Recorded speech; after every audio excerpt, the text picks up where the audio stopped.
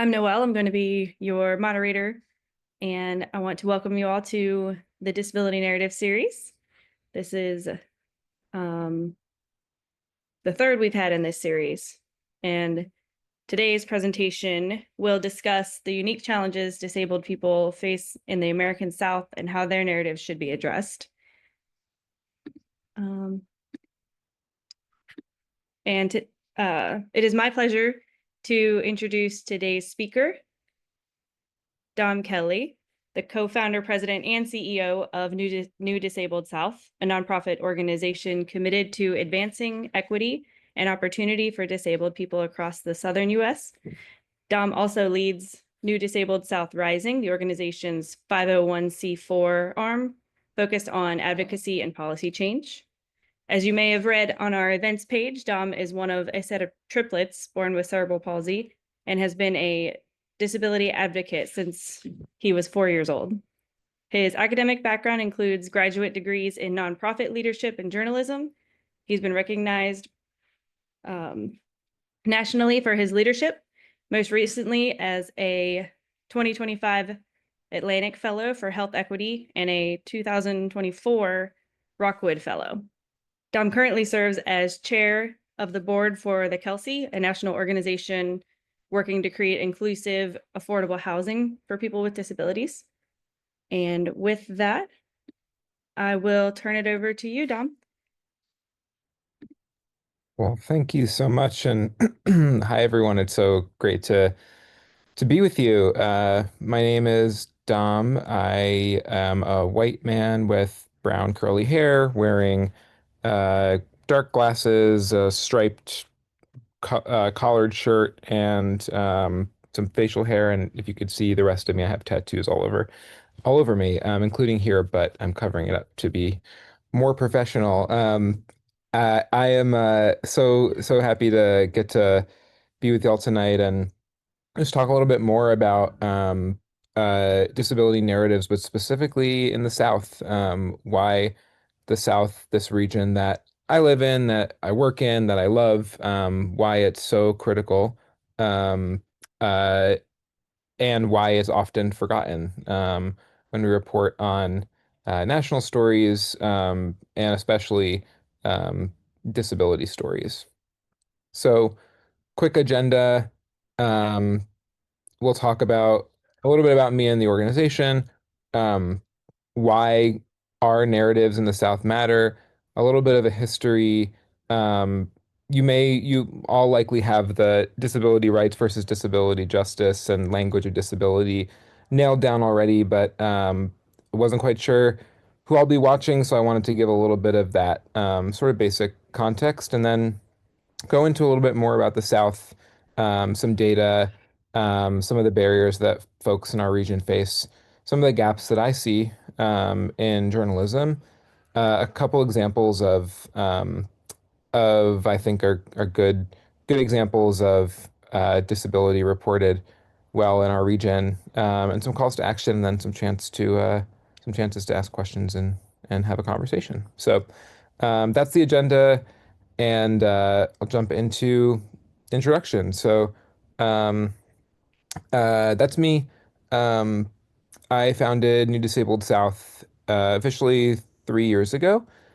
I had been working on the idea for New Disabled South for a couple of years at that point. Really started to think about um, like one, what we need a Southern strategy for our movement, and there isn't one. There are a lot of great organizations, advocates, organizers doing phenomenal work across the South, um, but nobody really bringing them together. No one really, setting the table to share strategy and resources um, and help us move the needle together rather than in silos. And how do we have a strategy through that regional lens?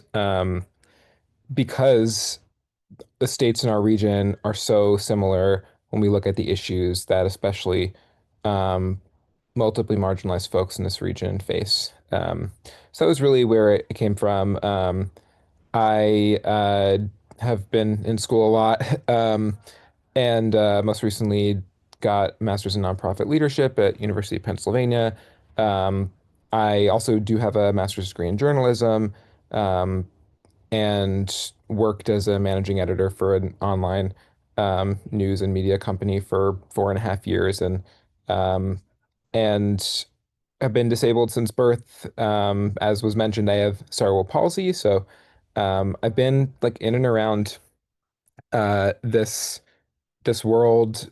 I mean, since I was born, but in these spaces, since I was four, my mom put my brothers and I, my triplet brothers and I, in front of a room full of high school seniors when we were 4 years old to talk about ourselves and our disability. And I learned how to public speak and learned how to tell my story, and that was kind of the start of, you know, this kind of work. And over the years, I've been politicized in this work and learned and studied disability justice as a framework, and a movement. And I really also, not so much these days anymore because I've got my hands full, but have worked as a consultant doing social impact strategy, fundraising strategy, um, some digital strategy stuff as well. So that's a little bit about me. And you can see my tattoos in this picture. Um, I was not taking professional photos when this was taken. This was kind of off guard. So it's why I look a little disheveled, but um, here we are. Um, a little bit about New Disabled South. So, as I mentioned, we're the first and only regional disability organization in the country. So that just means that we are the only organization that does the work that we do through a regional lens. Uh, we have a lot of organizations that we work with and partner with, state level, local level, that are part of our coalition, that do phenomenal work, and we really help each other and support each other. We work across 14 states, so pretty much all the southern states you could think of, and Virginia, West Virginia, Oklahoma, Kentucky, Texas. Those are all what we consider the South. Not Maryland, not DC as of right now. Um, there are, some debates about where the South is and isn't. For the purposes of our work, we kind of start at Virginia and West Virginia, and we go over to Texas and include Texas. Um, we are consider ourselves to be a disability rights and disability justice organization, and like I said, y'all already probably know the differences between the two. But I wanted to kind of share just a little bit of a basic comparison between the two, and I'll share a something a friend, a colleague developed that I think is really helpful. Um, we are a cross-movement intersectional organization, so we intentionally work to make sure that not only are we doing work to advance disability rights and justice, but that through that work we are looking at other issue areas, other movements through the lens of disability. So, um, we work with, partner with other organizations that do work in racial justice and climate and, queer liberation. And that is, and that's intentional, one, because, uh, collective liberation is a part of disability justice principles, and that's what we're working toward. But also because, uh, because folks in our community, disabled people, especially in the South, live at the intersection of every community and every identity. So it's critical to our work, and also a big part of what we aim to do is help build the capacity of other movement orgs around disability rights and justice, so that we are all working collectively together in solidarity with each other. We do this work. We have a number of different strategies, but the kind of buckets are organizing. So that's our coalition is a big part of that.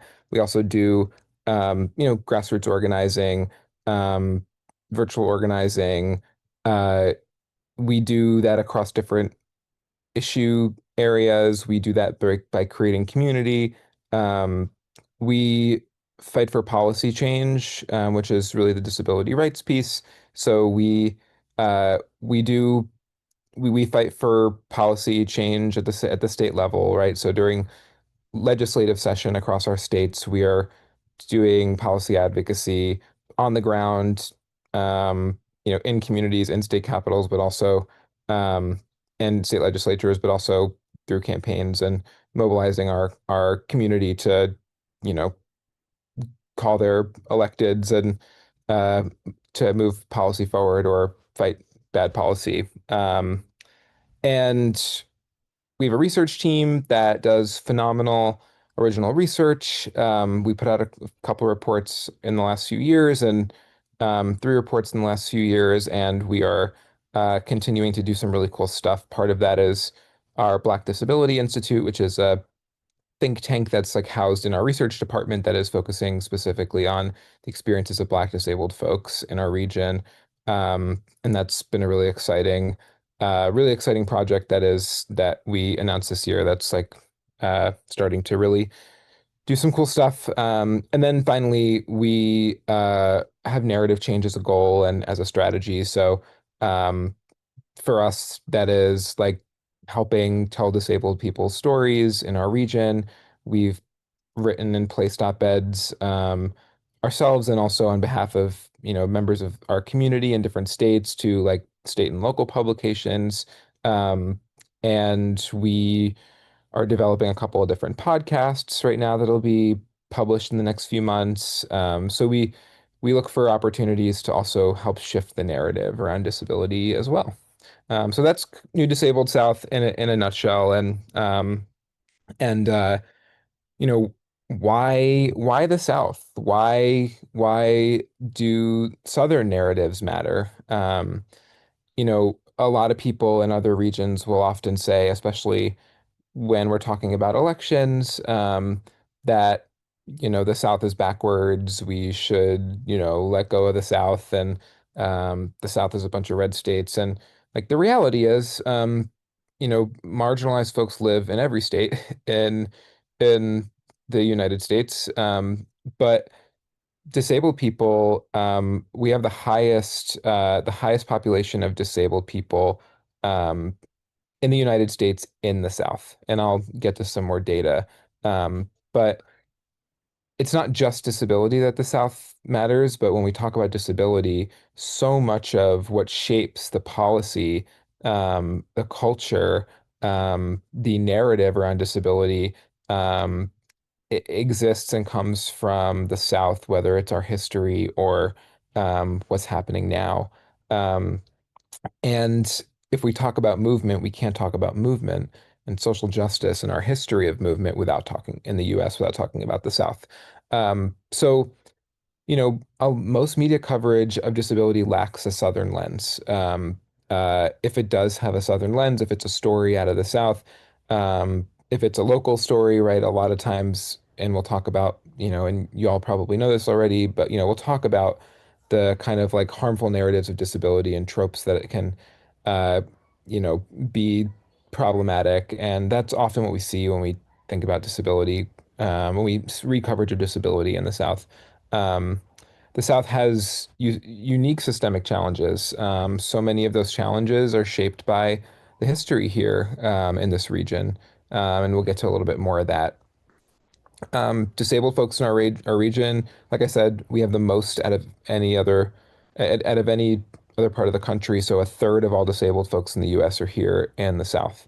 So we also face higher poverty rates, statistically worse health outcomes, lower access to care. I'll also get into more data around that as well. Um, and if we tell the story of disability, of disabled people, um, if we talk about disability at a national level, I don't believe that the narratives are complete without talking about the South. So most of y'all know this history. I don't really need to go deep into it, but I think it's important context to have when we talk about, um, you know, not just the work that we do, but the work of movement in the South and why we talk about and why it's important to talk about disability in the South right now. So, of course, we have the legacies of slavery, segregation, institutionalization. Um, those have shaped our current systems, especially here in the South. Uh, as you all know, slavery is still legal in this country. Um, and in the South, we have some of the highest incarceration rates out of anywhere. And majority of those folks are black and brown, and the majority of those folks are disabled in some way. And that's not an accident, right? That is very much has to do with um, our history of Jim Crow, our history of slavery, and the institutionalization of disabled people during the eugenics movement, and also the institutionalization of disabled people has continued. So much of that comes from the South, and um, it's very interesting that we see today that some of the states with the highest incarceration rates are really in line with the rates of disability. The states with some of the worst health outcomes are in line with their disability rates, and so it's all very much connected, and you can kind of track those back to the history of our region. Um, Post-civil rights laws, voting rights laws, many of the civil rights laws we've seen have had really weak enforcement in the South um, because of bureaucracies, because of a lack of willingness to enforce. A lot of those laws have been gutted or torn down completely. Um, and in the South, we have seen, over the years, over the decades since segregation was ended, since all of the civil rights laws that we celebrate today in the civil rights movement, just an intentional approach, intentional attempt to get rid of those, and those have been laws that have focused on particularly Black folks, and as we have seen, like the Americans with Disabilities Act and 504 of the Rehabilitation Act, as we've celebrated those wins over the years, we also have seen very weak enforcement and a desire to gut those as well.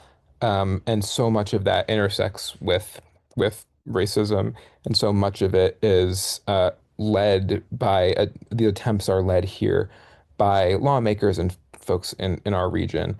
Um, and I think a really important thing to understand too is that here in the South, in Atlanta, where I live in Atlanta, Georgia, we have a really rich history of movement. We can't talk about the civil rights movement without talking about the South, of course, but without talking about Atlanta. We can't talk about civil rights movement without talking about the impact of churches and faith community, without talking about how mutual aid efforts really started here in this region, um, because folks here were oppressed during slavery, during Jim Crow, um, and disabled folks in particular um, were held up by, served by, supported by Black liberation movements, and not just here in the South, but you can read the history of the 504 sit-ins and how the Black Panther Party showed up for disabled folks. And that's not, again, that was out in the Bay Area, California, but that happened here as well. Um, so it's really important to understand, like, when we talk about disability rights and justice as movements, that those movements have the implications of how those movements have formed and the work that they do are so tied to our history here in the South.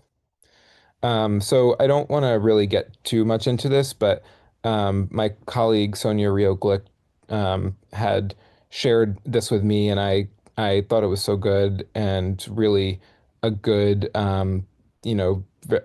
summary of this disability rights versus disability justice, that I just like, I used it, and oh, I had a credit down there for her, but I don't think I transferred it over to this the MVJ template. But credit goes to Sonia Rio Glick for this.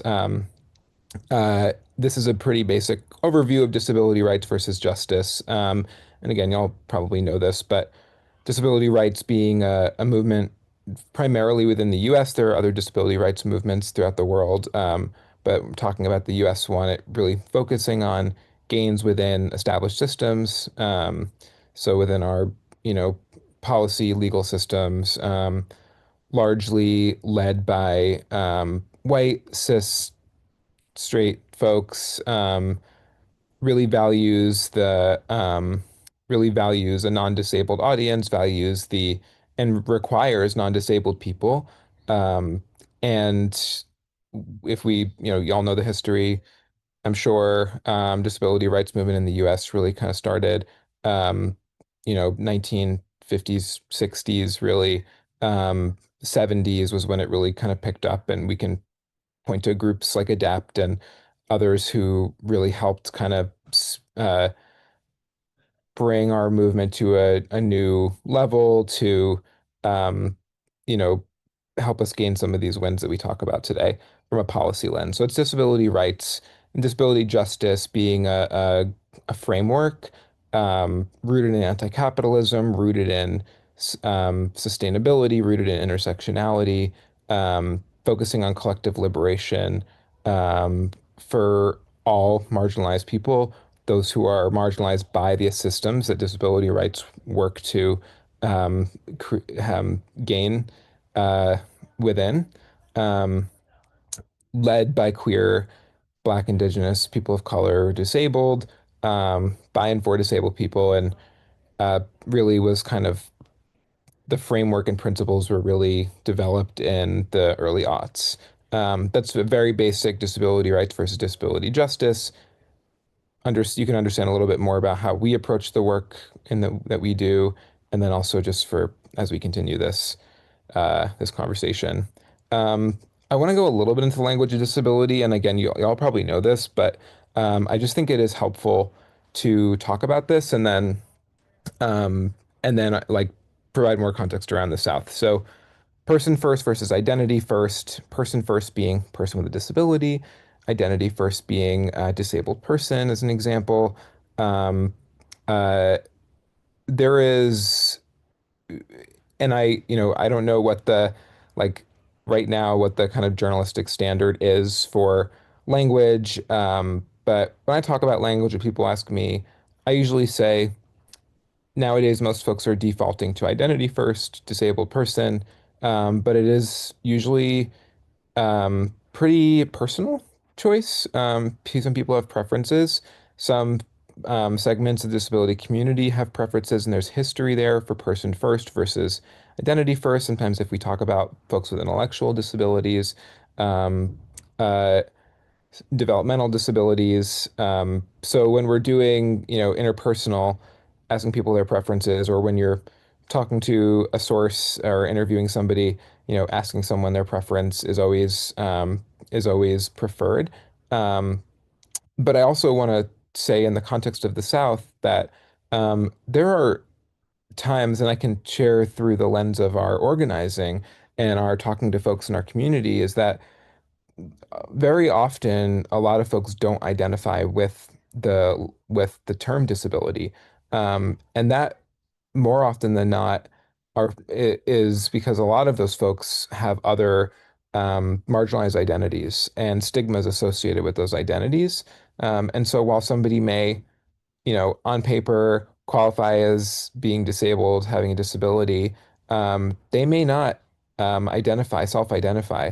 And so this may seem obvious, but a lot of times we see in the South that culturally, there are reasons why someone may not do that.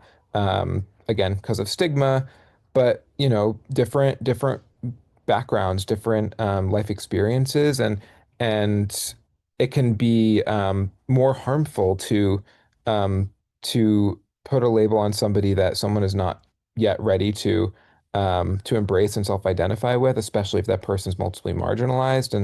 And so when I think about the work of organizing, to me, that is less about come on into our community, join us, disabled person. Sorry you don't identify, but you are.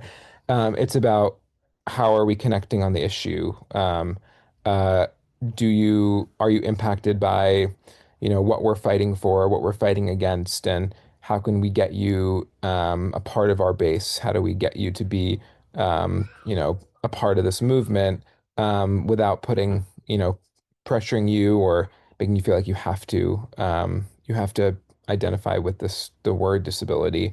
And so that I hope can be something to think about in terms of how we write about disability, how we report about disability, and thinking about the realities, especially when we think about the history of folks who have lived in this region for generations, who come from generations of oppression, uh, and that there's a very real there's the reality that like folks don't feel safe, right? They don't need another stigma, want another stigma, all the things that are true about disability, whether their disability is visible or not. We hear it sometimes in both situations. So something I think really that's important considering all those other factors when we talk about the language of disability and how we report on it.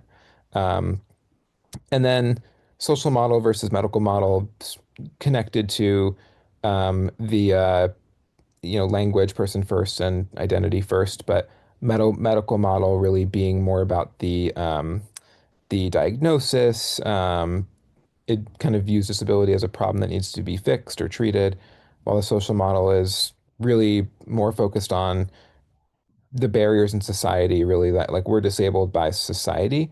Um, and there are actually many other models of disability. I studied I did study disability studies in grad school, and we did a whole portion of the course on like there's like over a dozen models of disability. Uh, and ways to talk about and think about disability.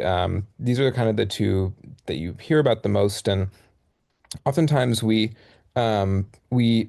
see the when reporting on disability more about the medical model, right? The diagnosis. But I think it's important for us, especially if we're reporting on the South and disabled people in the South, to reframe that to talk about the systems. Of course, where it makes sense. To talk about how the system's not just system of ableism, but system of racism, our system of capitalism and how these oppressive systems impact disabled people, intersect to impact disabled people, um, and how what those impacts mean for the day-to-day lives of the folks who are living in this region. Um, and I think if those stories were told through that lens rather than the lens of the medical model, the diagnosis, the like pity kind of lens, we could tell stories of disabled folks, especially here in the South, in a different way. And y'all, I don't need to say any of this, but you know, inspiration porn, a term coined by Stella Young, um, this just portrays disabled people as inspirational, simply sometimes for existing or like doing the most basic kind of things. And it centers the comfort of non-disabled people rather than like disabled folks' liberation. And then there's other like kind of harmful tropes, right, that are very common in our language. Wheelchair bound, suffers from, confined to, that imply like pity or tragedy. And this isn't a workshop around how to write about disability, but I think it's important to understand some of how the language is changing, what a lot of folks who are doing the work of narrative change, and specifically folks like Kara Reedy who are helping to build the pipeline and the next generation of disabled journalists, how the work that they're doing to try to shift how we talk about disability in general. So these are very basic, but there's so many great resources out there, people to learn from. And I know y'all know Kara. Um, so just wanted to make sure I kind of included a little bit of, these sort of basics. And then to talk about disability in the South, as I said, the states with the highest rates of disability are here in our region. Um, our southern states have among the lowest Medicaid expansion rates. So, 7 out of the 10 states that have yet to expand Medicaid are here in the South. We also have the lowest spending on disability services, the lowest spending on any sort of direct services, benefits that help disabled people at the state level. It's not just Medicaid. When we talk about institutionalization, um, and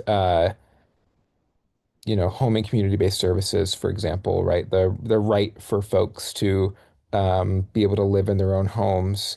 We hear a lot about waiting lists for home and community-based services, folks who wait for waivers to be able to receive some level of care in their homes and communities rather than being put into skilled nursing facilities or other sort of institutional settings. We have a little over 800,000 um, folks on waiting lists across the country, and 75% of those folks are here in the South. Texas, in particular, has the highest waiting list for in-home care waivers out of anywhere in the country. And that's not an accident. Not an accident. That's a result of policy choice. It's a result of narratives around disability that perpetuate this belief that disabled people, um, you know, mooch off the government, that disabled people, um, you know, already receive, more help than they need, that or that people fake disability, right? There's all of those kind of narratives have that have contributed to uh, these policy realities, these the lived experiences of people that are impacted by policy. And ironically, for a state like Texas, where the governor is himself disabled, a wheelchair user, you don't have to be not, you don't have to be non-disabled to be ableist. And he has proven that. And I think it's important to understand that the the realities of being disabled in the South are very much caused by uh, the choices and decisions of folks who are elected in power in our region. Um, and I will say, not entirely elected fairly. We have um, a lot of states that are gerrymandered, that are uh, filled with folks who are marginalized, uh, who have been impacted by voter suppression, by many different policies that have disenfranchised them. So um, while these folks are elected and they're making those choices, it's not that simple. And I think it's important to understand that. So when we talk about how disabled people in Georgia in 9 counties, for example, 9 counties, there's not a single doctor um, that you have to drive to another county in order to get to a doctor. That's not an accident. It's not an accident that if you have to drive to another county, you might not have a car if you're disabled. And it's not an accident that if you don't have a car, you very likely don't have access to public transportation because there's no good public transportation. And it's not an accident that if there's no public transportation, you probably are not either getting an Uber out in one of those counties or affording an Uber. So like these are the barriers that so many folks in our region face. Uh, and I also just added here that there's a study that just came out around life expectancy for folks in the South and in some of our counties that life expectancy is pretty much on par with what it was in the South in the early 1900s. And it doesn't segregate that data into disability status. but it is, I think, paints an important picture um, of why, of what people are facing here. And if you are disabled, chronically ill, you know, in this region, it is, I would believe that your life expectancy is probably lower as a result of when you live in a county that does not do not put resources in to help the most harmed people. So that leads to barriers. Barriers, like I said, infrastructure is a huge issue. We have plenty of transit deserts in the South. So much of the rural South is inaccessible. Um, Accessible housing is very hard to come by in our region. Um, we have gaps in Medicaid coverage. In our states that have an expanded Medicaid, disabled people fall in those gaps. We have hospital closures in our region all the time. Here in Georgia, I don't even know the number of hospital closures we've had in the last decade. A lot. Like I said, lack of providers. That's not unique to Georgia, that 9 counties don't have a single doctor. That unfortunately is a reality. And we see the impacts of climate change in weather emergencies here in the South. Just last fall, we had horrible hurricanes that impacted folks in North Carolina, particularly, but across our region. And you know, we saw disabled people become displaced, um, died, were further disabled, lost their homes, were not able to access their medication, in large part because planning for those weather emergencies um, were not inclusive of disabled folks. Um, and we were able to mobilize resources to get like money in people's pockets, disabled people. We were able to get I think we got like around $300,000 worth of 150 and $300 payments out to folks across our region who needed it. But so that like that is a byproduct of the realities of living in this region when disabled people are not a part of, planning for these kinds of disasters that we should already be prepared for, but are not. And I think, I lived in Charleston's like you know, my home really, and that's right on the coast of South Carolina. And how many times, pretty much every year, people on the coast of South Carolina and Georgia and of course Florida are evacuating, and so many disabled folks don't have the means to evacuate. So that's a critical barrier to our community's ability to survive really in these disaster responses, and also to rebuild, to find new housing, right? The things that you may have spent years like outfitting your home to be accessible, and now all of a sudden it's gone. And how do you do that again? Um, Education, disabled people are still segregated and in their own classrooms and different schools. Private schools here are prioritized in terms of funding across our region, so there's always big pushes for private school vouchers. Instead of funding public schools, private school vouchers, private schools can legally discriminate against disabled people. So that is a big issue in our region. And then, as I said, like disabled people, especially Black and Brown disabled folks, are disproportionately incarcerated, face the brunt of police violence and brutality, um, uh, are impacted by our legal system. And so criminalization as an issue is really, you know, is really really impacts our community disproportionately here in the South in particular. Um, and then when we think about the South and storytelling, um, I've said some of these things already, but I think it's really critical to, and I'm almost done. I'm gonna wrap up in a few. Uh, that there are some gaps. Like stories very rarely name and this is in general, not just around the South, but really rarely name ableism as a system that oppresses and continues to oppress disabled folks. And I think it's critical, especially with reporting in the South, because ableism is impacts everyone around this around the world. Um, and here in the South, our ableism is really rooted in the history that I talked about, the history of Jim Crow, the history of slavery, the history of eugenics, of institutionalization. Um, and so it is critical when we talk about, especially in this moment, if we talk about the fight for Medicaid, like why are we even fighting for people to have access to healthcare?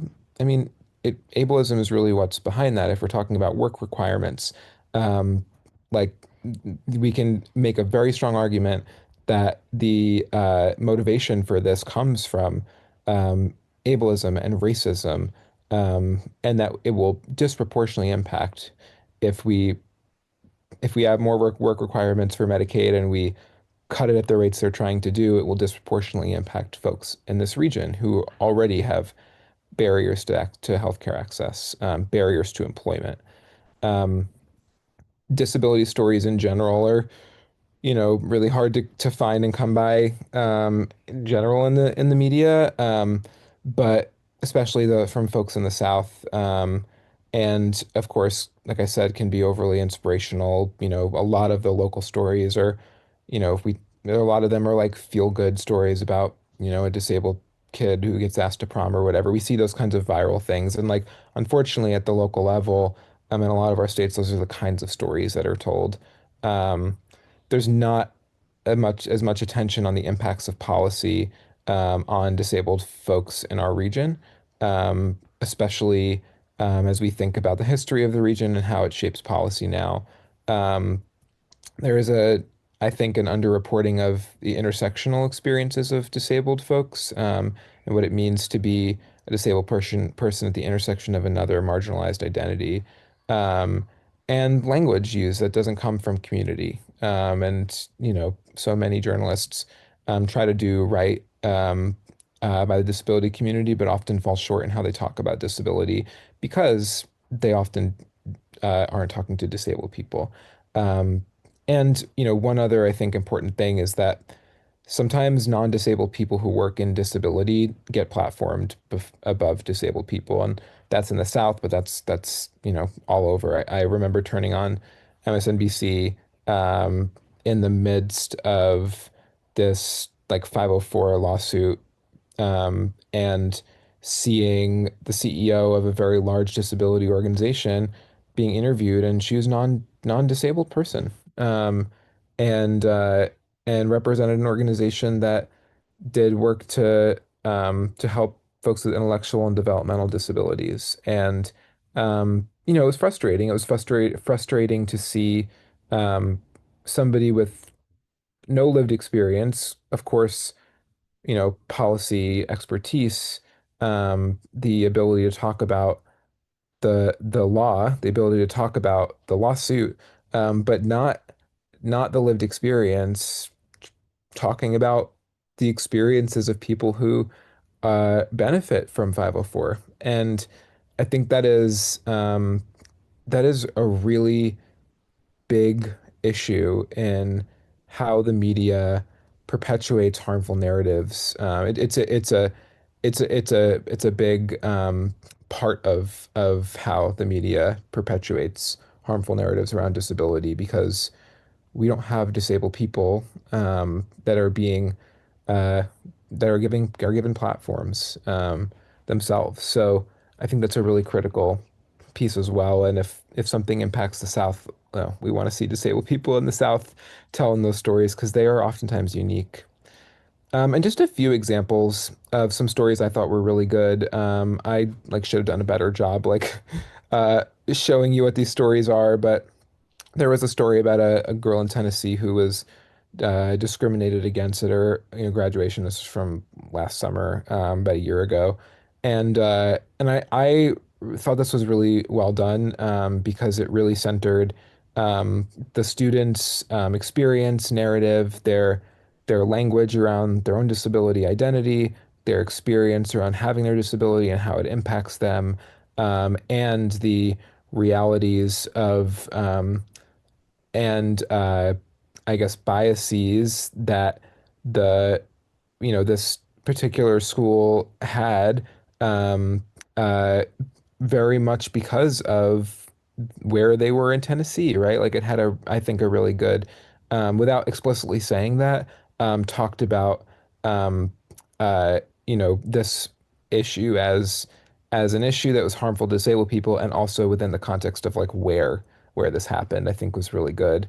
Um, there's an AP story on the bottom right that I think did a really good job of talking about the Biden administration um, suing South Carolina because of group homes that harmed mentally ill, mentally disabled folks, um, and did a really good job of like letting folks who were impacted, who were in some of these homes where they were being abused and discriminated against, tell their own narratives. And I thought it was done really well.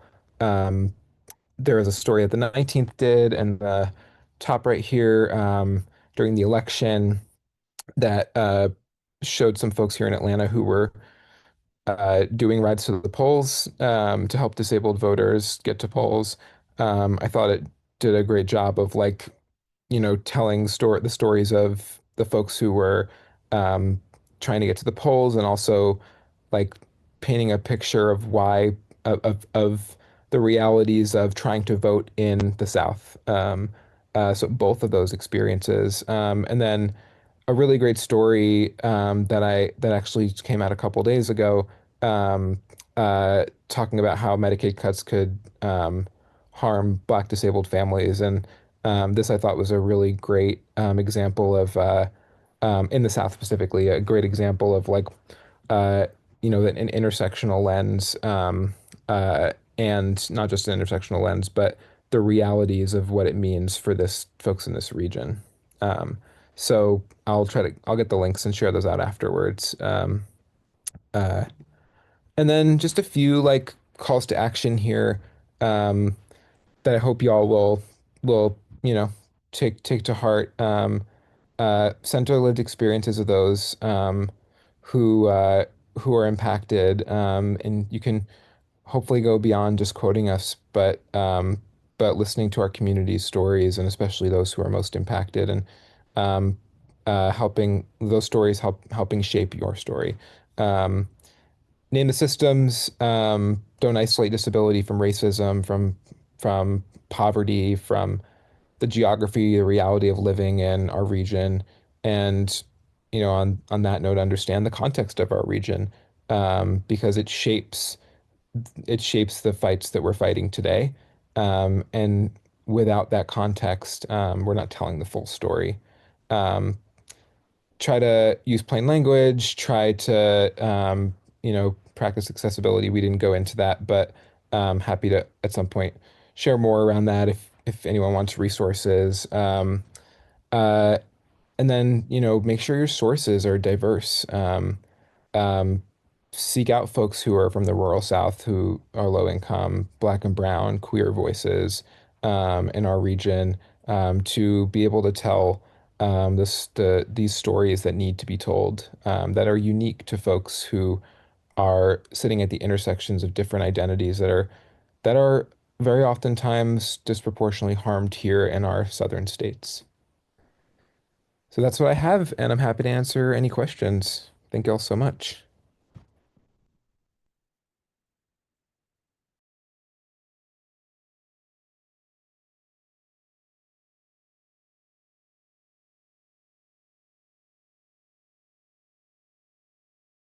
Dom, Zach here. I'm happy to hop in. Can you hear me okay? Absolutely.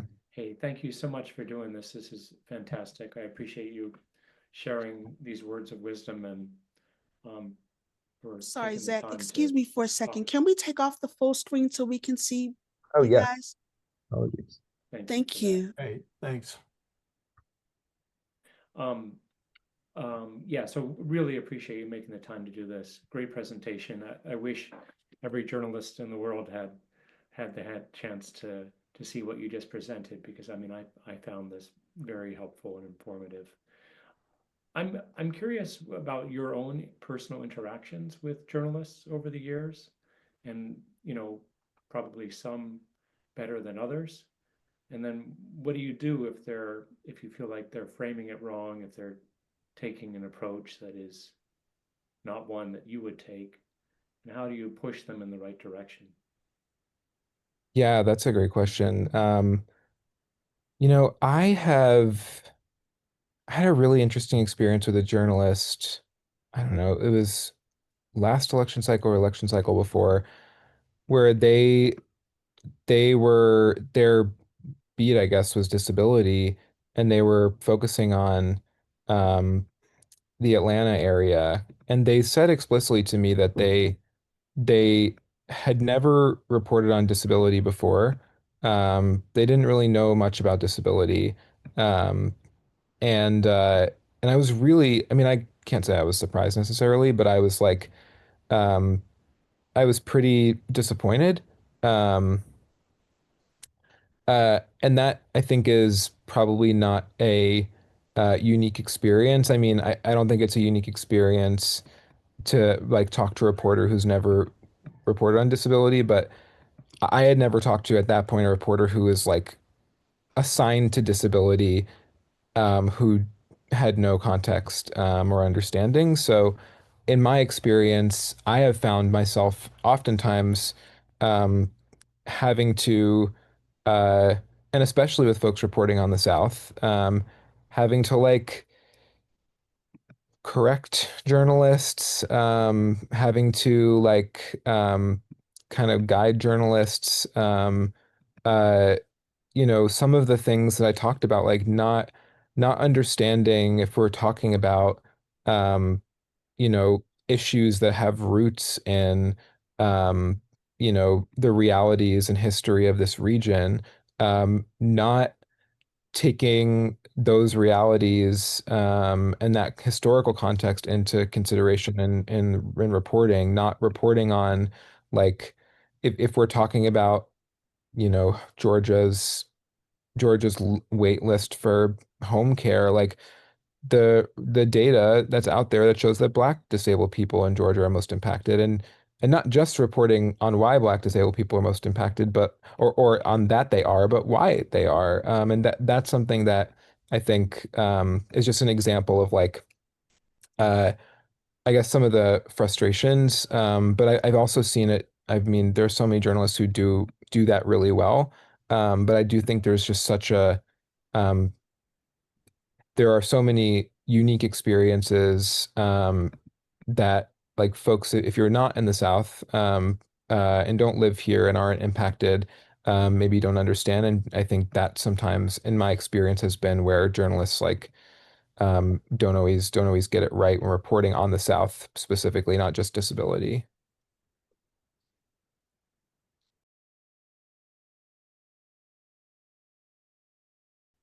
I think Um, if, go ahead. Hey, David. thanks, Noel. Hey, David Stern, calling in from Syracuse, New York. Thank you for your presentation as well. I'm not just a veteran, I'm a disabled veteran. I'm ambulatory, thank goodness. I'm an MVJ member, a independent story seeker and writer.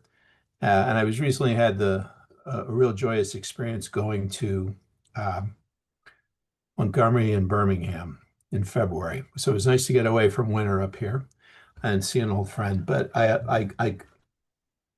had not been in that area in many decades. So I hear you.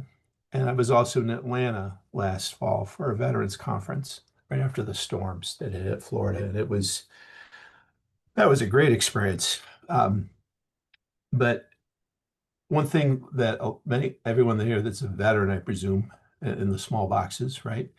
Uh, with the VA, and whether it's war wounds or just life wounds and injuries. In my case, thank God I wasn't exposed to combat, but I nearly bought it in a car accident 4 years ago. That's my disability story. And from there, I don't want to I don't want to get away from the topic so much.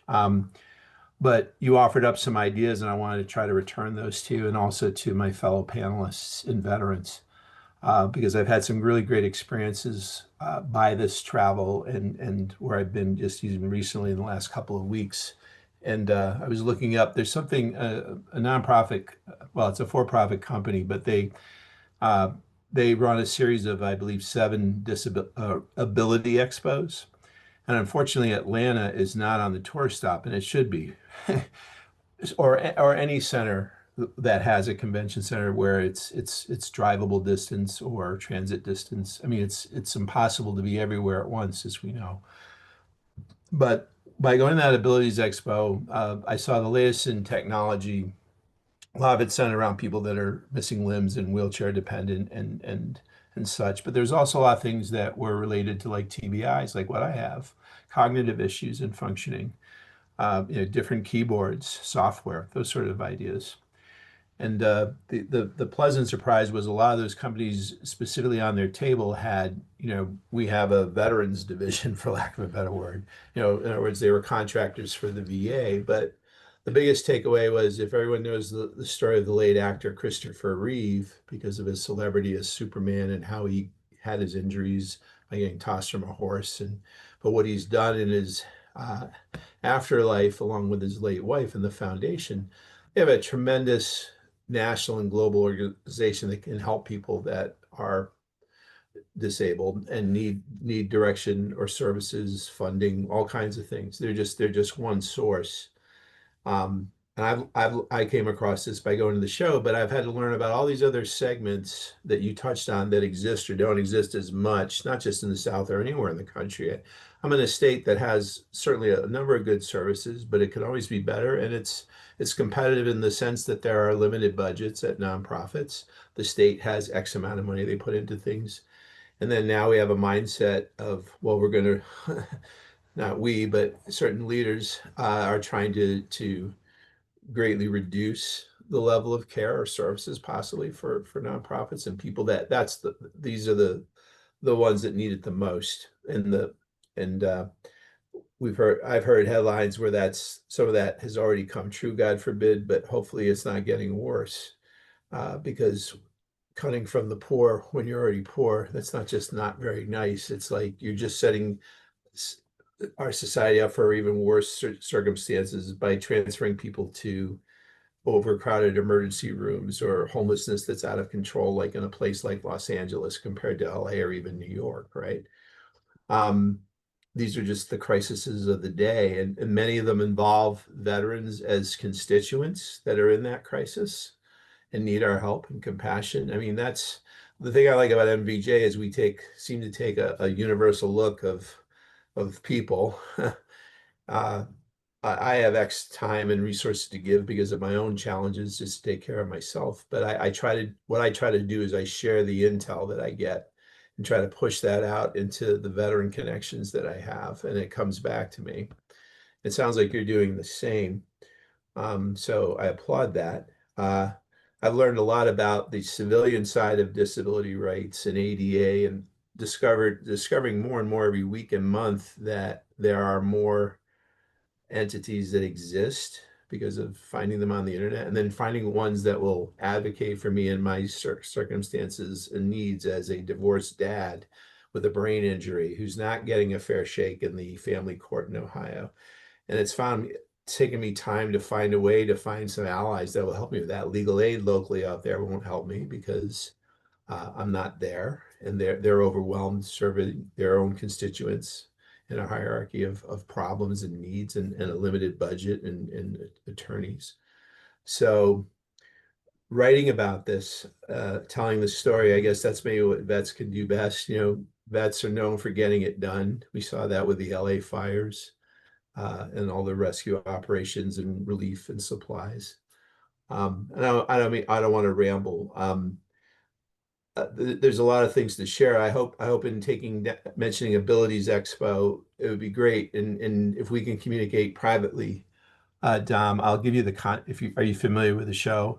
Oh, yeah. They would be such a good it would be good for their business to come to Atlanta. It's such a significant marketplace, but any of the markets in the South where there's such a need, and quite often this will get the nonprofit and governmental NGOs there to see because they have the budgets or the line items to access things, hopefully through state purchase or Medicaid or Medicare, but also um, maybe it's the local Legion Post buying a sky tracker all-terrain wheelchair, which lets a disabled veteran get down right to the edge of the pond to fish, but it gives them that independence. It gives them that dignity back. It gives them a life back.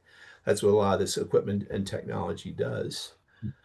For me, getting a cane, just a better keyboard, learning about software, things to help just be more effective on screens. Like the good news is there's a lot of stuff out there, and then how do you educate people and get that to them, particularly if they don't have the incomes, if they don't have the benefits. So this can enhance their life for the better. Because if you don't have broadband, if you don't have access to the internet, there's a little bit of an ageism divide, and we all know that exists in rural communities everywhere. It's true in upstate New York, where I'm calling you in from. I mean, we got great internet coverage immediately here, but go 10 miles east where there's real trailer parks. I guarantee you there's not a lot of internet connections in some of those places, or they can't afford it, or they don't know that ACP exists, that they can get it for free or low cost. So it's a lot of it's about sharing the intel and resources, I guess is my point. Absolutely. Thanks for listening. Sorry if I went long. I think I saw Karen's hand. Hi, it's Karan. Hi. Hi. Thank you so much for being here today. Really a pleasure to see your presentation. I experienced something in this last week or so where there's a new series on Netflix called Forever. And it is a coming of age story for a young Black couple, which is something we don't normally see in television or film. And the young man, the character's name is Justin, was neurodivergent. He had ADHD, a little bit of this, a little bit of that, but he came from a family of means. He had to have support for his executive function. He had to have a speech therapist. He had to have extra time to get his tests done, things like that. And we really don't talk about children in neurodivergence because Black children are more likely to be labeled a disciplinary problem rather than being differently abled, rather than looking at how they learn. And I had, or given an IEP or sent to special ed and really discarded. And I experienced that with my youngest daughter. My youngest daughter could read by the time she was 2. All my children could read by 2 because that's what we do. And when she got to pre-K, she could read sight words, full sentences. She could write her own name, all those things. And because she was so far ahead, they wanted to give her an IEP and pull her back and label that something was wrong with her. So I pulled her out of school until I found a school that actually paid attention to these kids. Growing up in Baltimore, there was a lead poisoning crisis because of the lead paints that were in our home. A lot of those children were born, was considered normal, with normal, without any developmental delays. You didn't see it until later on in their lives when they became disabled and they started having the behavioral problems and the neurological problems and the physiological problems that came with it. So my question to you is there advocacy in the schools for these children who may have different learning abilities? Does your organization deal with that? Or do you know of any that do? Because right now, the kid that they tried to label as something else is studying with NASA. She's in the 11th grade. She's an engineer. She's doing a lot of really great things with her life. She just learned differently. And if I'd listened to what they said, if what was shown in this series on Netflix called Forever had listened, if those parents had listened to what they said their kids were capable of, they wouldn't be anywhere where they are right now. So I'm curious about children and adolescents with neurodivergence. Yeah, that's a great question. Unfortunately, in the South, and I'm generalizing the South, and I'm sure it depends on where you are, but I know it does depend on where you are, but I would say in general, um, there is not great infrastructure for supporting disabled, neurodivergent, chronically ill kids in schools at all. Uh, Actually, the only OCR, Office of Civil Rights investigator at Ed Department of Education in the state of Alabama was fired a couple of months ago, and her job was to investigate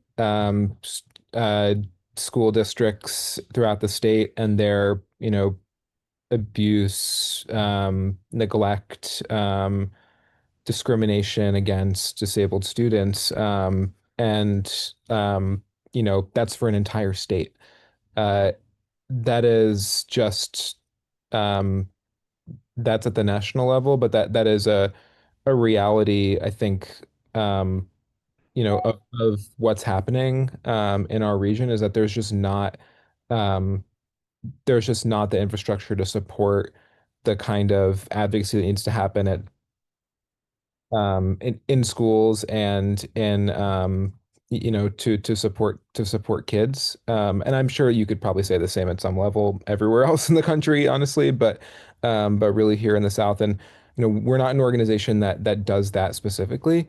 There are parents who do that, who are advocates for other parents. Uh that person I mentioned, uh, she and some others are thinking about what they can build themselves, to actually do that work outside of government. Like there are things that are forming and people who are trying to solve some of these problems to advocate for disabled students. But here in the South, the infrastructure is not really there, and our schools are so underfunded as it is. The funding continues to go year after year and into private schools, into everything else basically, that there's just not really that. It's really sad. We don't really have people who are advocating for our students. And I grew up an hour north of New York City till I was a teenager, and then I moved south. But I had way more support when I was in New York. Still probably not nearly enough. But yeah. So unfortunately, I don't. It just doesn't really exist down Yeah, here. I'm originally from Maryland. That happened with my daughter in North Carolina. I now live in Virginia, but I've lived all over the South.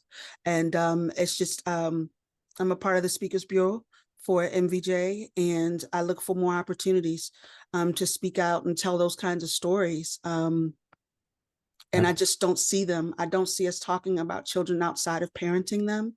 We don't talk about them against the machine that is education and the dismantling of what's happening with our kids and our teenagers in school. Thank you. Hey, Kara. Hi, Dom. So I'm in St. Louis right now. We just got through the tornadoes, and it's I've lived in New York for most of my adult life, and coming back home, I'm now starting to like see all these stories that maybe as a kid I didn't see. What would you say are like three uniquely like Southern disability stories? Like something that we like I can see things here in St. Louis that maybe somebody else can't see because they don't live here. What are three uniquely like Southern disability stories that we can look for, give us like a clue, like where we should be following, like what should we be following? We know Medicaid, we know what they're doing with Medicaid, but like what are the reverberations around that? We know like where should we be honing in Yep. as as journalists trying to cover the South with disability? Yeah, thank you for that question. I so one story that I'd love for somebody to do, that I have not seen yet, at, and this is a very specific place, but Albany, Georgia, in the height of the COVID pandemic, had the highest rate of COVID in the world. It's a primarily Black city. Um, it was initially spread at a funeral, and I don't know, and I am like 99.9% sure that there's there's been no reporting on how COVID has impacted that city since. The rate of long COVID, the experiences that folks who are already living in that city who are disproportionately living in poverty, how that has impacted their ability to work long term. Like I can tell you anecdotally, from talking to people, hearing from people, but there's been no reporting on that, and I have been like really wanting someone to go down there and talk to folks there, um, because I know for a fact that um, there are more people in that community who are now identifying as disabled, who are now trying to navigate the really screwed up systems that they never had to navigate before. And so that's a very specific thing, but I'm like really want someone to cover that. And we're working on trying to figure out how to get some data around not just Albany, but a few other like kind of hotspots and um, long COVID specifically in that city. Oh, absolutely, I will reach out to you. Um, uh, yeah, so that's one I've been thinking a lot about lately. Um, I think hurricane and like weather emergency, and right now, like folks in Appalachia and like Western North Carolina, so many people are still like living in shelters. Like it's May and this was in October. And many of them are disabled. Um, Many of them, uh, I have a spreadsheet of, I think it's like probably up to 5 or 6 thousand people who reached out to us for money, for help when we were doing mutual aid work. And just the stories, people's stories of losing their home, their medication, everything. We don't have the bandwidth or ability to follow up with all of those people, but like I know for a fact that there are a lot of people in that region who have still not been able to access their homes.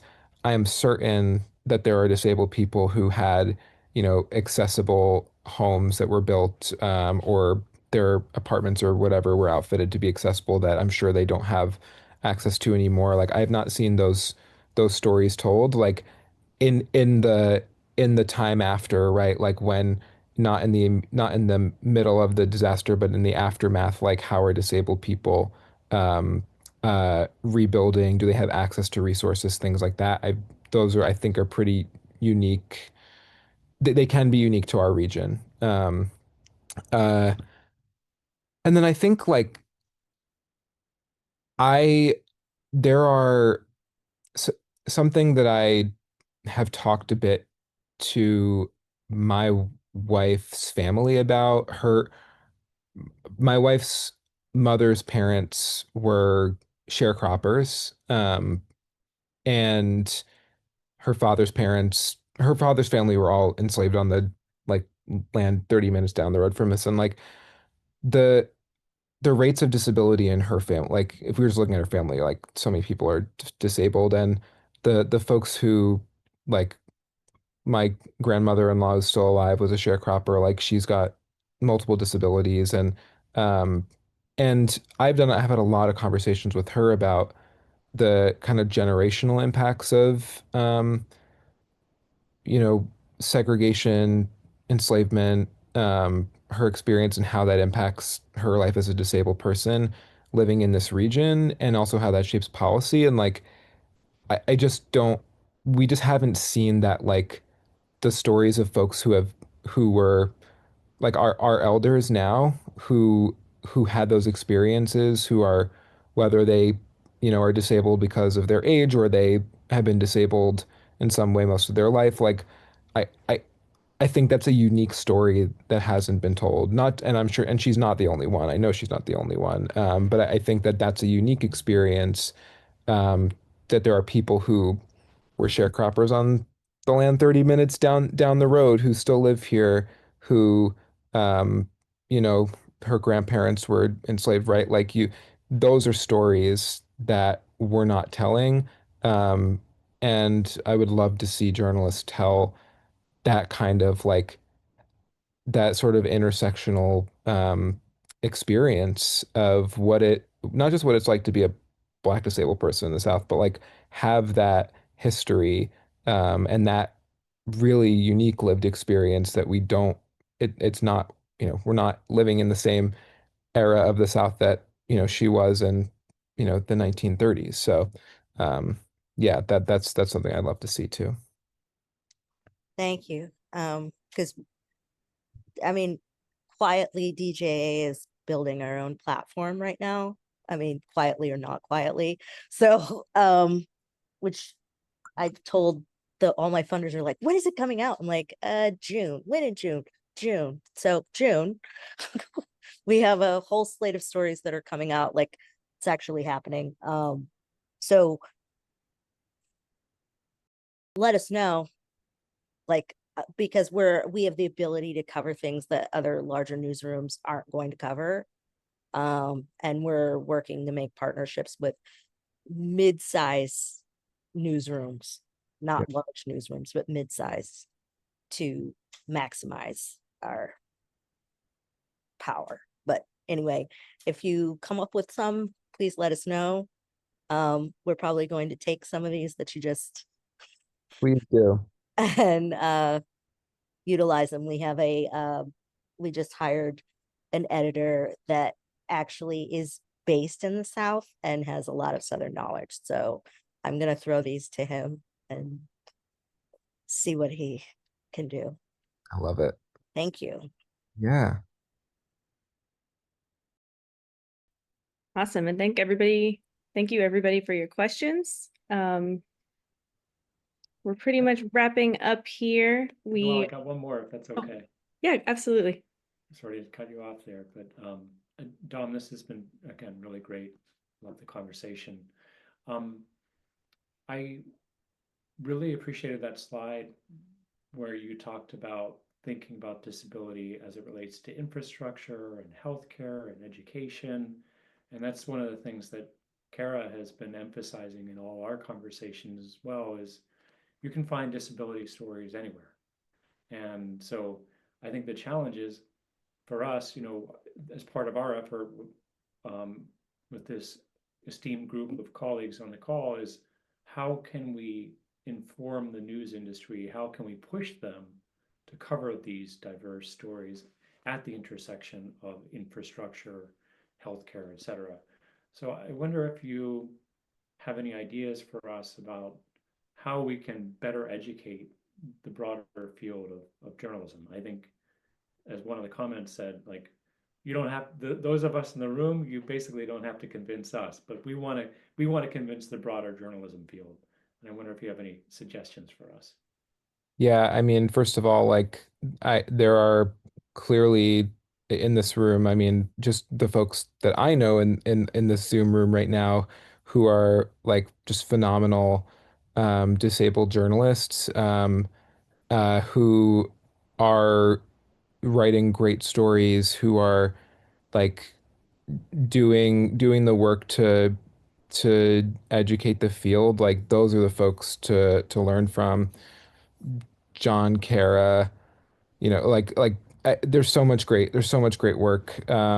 Like Disability Culture Lab, Ken Ria's here. Like they are working to make sure disability is a part of our our culture, is a part of how we tell stories and our media that we consume, um and that we do that through a liberatory lens. And so like there are so many great resources out there, so many great people and journalists out there who are setting the example, that I think it's just like so important to learn from those folks. And then I think it's just even especially important to, I'm sure there are folks, who are watching on LinkedIn who, aren't disabled, who don't have that lens, which is why I try to do a little bit of the kind of basic um, stuff, because I thought maybe there'd be like a mix of people. And I think for those folks, like, of course, learn learn from the amazing disabled journalists who are setting these examples, but just go talk to disabled people. Like, just talk to disabled people for your stories. Like, find disabled sources. Like, I disabled stories need to be told, and like there's so much to learn from just hearing about disabled people's experiences. And you can probably talk about pretty much any policy issue, anything that's happening in our federal government, and talk about it through the lens of disability. I don't think there's I would be you'd be hard pressed to find an issue that we couldn't have the disability angle. Um, and so I hope that is like a way to help journalists in general in the field, like expand how they think about issues, how they think about stories and reporting. Um, uh, yeah. Thank you. Awesome. Thank you for that final question. We're getting late into the evening here, so I want to thank you all for joining us for this vital conversation on disability narratives, guided with clarity and conviction by Dom Kelly. As we've seen throughout this series, how disability is portrayed in the media directly affects public understanding, and more importantly, the rights, dignity, and agency of disabled people. Dom's work reminds us that these stories are not abstract. They are personal, powerful, and deeply connected to justice in the South and beyond. On behalf of military veterans in journalism, we hope today's discussion has not only informed you, but also inspired you to play an active role in reshaping how stories are told. Let's keep challenging outdated narratives, amplifying disabled voices, and building media that reflects the full complexity of our communities. We're grateful to be in this work with all of you, and we're just getting started. Join us again next month on Wednesday, June 18th, for the next installment of the Disability Narrative webinar series. We look forward to continuing this important conversation together.